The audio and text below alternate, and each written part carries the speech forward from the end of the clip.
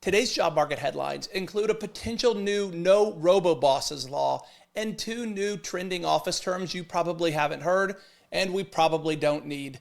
But first, there's a new survey available from resume.org and it's cause for concern. It shows that 6 in 10 companies are planning layoffs in 2026.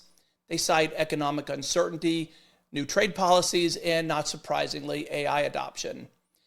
The high salary employees are getting hit the hardest, or those who don't have AI skills, and entry level staff too. So this is bad for the high end, it's bad for the low end.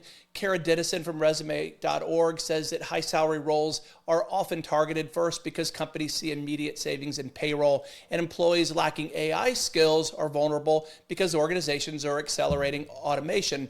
So all of this is what I refer to as the Goldilocks effect in hiring, where everyone is looking for that sweet spot in the middle, employees who have just enough experience, but not too much and aren't too expensive.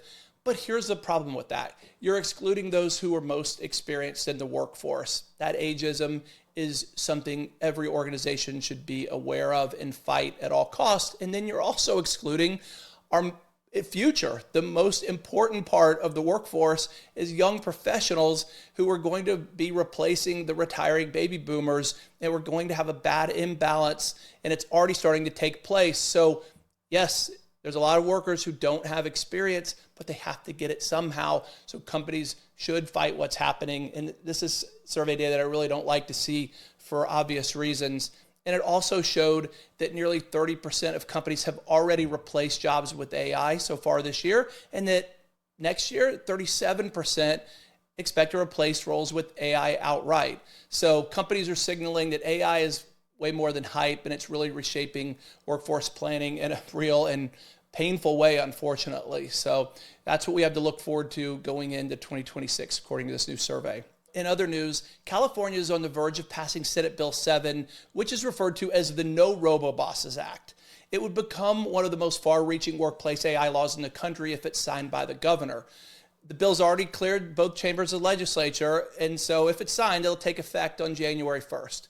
Now, here's what it does. It requires employers to inform workers and applicants when automated decision systems, like through AI, algorithms, machine learning tools, are used in employment decisions. Notices must explain what data is collected, how it's used, and what it affects. The second thing it does is it prevents companies from relying solely on AI to discipline, terminate, or deactivate workers. Human review and additional evidence like personnel files and evaluations are required. Third thing it does is it makes sure that job postings or application acknowledgments clearly state if AI will be used in making the evaluation. And then fourth, it gives workers the ability to request copies of their personal data when it's used in automated decisions involving discipline or termination. So to me, this sounds like a compliance nightmare, both for employers and anyone who tries to enforce it. I mean, it's good in theory, I guess. I mean, we need some oversight with AI, but my impression of this and my strong belief is that the AI genie is already out of the bottle. I don't see a state government being able to keep up with the evolution and speed of AI advancement. So California, it looks like they're going to try. And as the author of the article in Forbes put it, the bots aren't taking over, but regulators certainly are. So good luck with that, California. We'll see how it goes. Shifting gears, you've heard of blue collar and white collar jobs, of course, but now there are new collar jobs that prioritize skills over degrees. It's a term that was coined by former IBM CEO Ginny Rometty, and it reflects a rise of roles that don't require a traditional four-year college degree, but instead value technical and soft skills that can be gained through certifications, boot camps, apprenticeships, and even self-taught learning. An HR Digest article says that companies are dropping their degree requirements to expand their hiring pools and address persistent skill gaps. Now, this creates an opportunity for employers to tap into a broader and historically overlooked segment of the workforce. It's a trend that I've seen growing for more than a decade.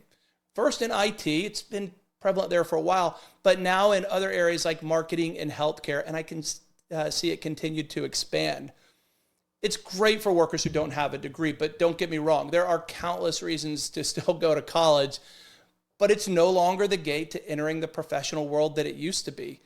I see practical experience trumping a generic bachelor degree nearly every time. So for students and their parents who tend to go down that college path by default, it's important for them to be aware of what's going to be on the other side of that four-year degree and a lot of money spent. So before deciding, consider all your options and know that many alternate and equally attractive options exist. And finally for today, there is yet another new career term, office frogging. It refers to Gen Z's tendency to jump from one job to another in search of better pay and new skills. Okay, this is not a new thing, and it's certainly not specific to Gen Z. People always have and always will change jobs for more money and a better opportunity based on however they define it.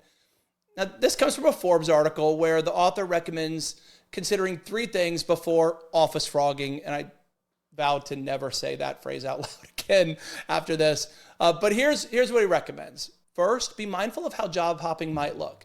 I agree with this for two reasons. If you move frequently and consistently, a prospective new employer will assume you'll do the same if they hire you, and they will absolutely consider that if they're intending to invest in you for the long term. Now, we know there's no commitment that really is long term, but companies know that they're going to have to put typically a lot of money and time and effort into bringing a new hire up to speed.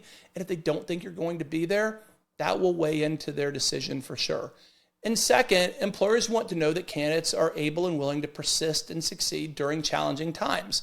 And a candidate who hasn't gone through that cycle of more than 2 years really hasn't demonstrated that they can. So there are many reasons to make a move, but it's, as the author says, it's important to be aware of how it's going to look, perception being reality. The second thing he recommends is to make sure that each role is worth the move, and I think that goes without saying. Third, don't speak badly of your old employers. It happens a surprising amount of time. I have many, many stories of candidates who otherwise would have been hired, blowing their chances because they had bad things to say about their former employer, so just keep it to yourself, even if you think it. As someone who's worked with hundreds of hiring managers over the years, my overall advice when considering a career move is to think about what it represents for your overall career trajectory. So look beyond today or tomorrow and determine whether that move is going to take you closer to where you ultimately want to land. And if it does, great, you are probably making the right decision. And as the old saying goes, don't run from something, run to something. I mean, if you let that be your guide, chances are you're going to end up making the right choice. And then when you do make that decision to go forward, do it full speed and don't look back. And before we go, our fun fact for the day. In ancient Rome, actors were considered to be the lowest social class, while in ancient Greece, they were highly respected. So, depending on your perspective of actors, are they highest, are they lowest on the social scale? I don't know. I watched the Emmys the other night. We all have our opinions on how they come across, but they certainly see themselves at the top of the ladder. So there we are. Thanks for listening. Please like and subscribe, share with anyone you think might be interested, and I welcome any comments. I'll see you next week.